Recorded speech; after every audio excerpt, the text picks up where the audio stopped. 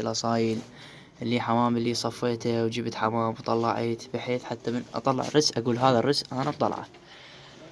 هذا حمامي شباب، لأن طيور راقيات. الطيرة حبرية،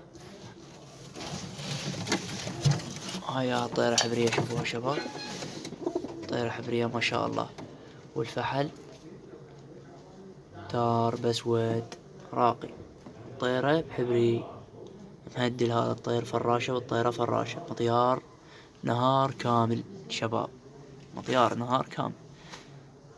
رز صافي ان شاء الله. هو هذا الرز راح نثبت عليه بعد، لا مكحكل ولا شسمه ولا تيدي ولا رماني ولا هالسوالف التعبانة يا شباب. مع الأسف احتب على الجناية اللي تخلي التار الزينة، احتب على الجناية. حرامات الطير التار الله خلقه للطيران، يعني ما يصير تخلي الزينة. اذا تريد زينة اكو حمام زينة، ليش يعني تخرب التار؟ تحياتنا لكم شباب، لا تخربون الريس. الريس الصدام الأولي.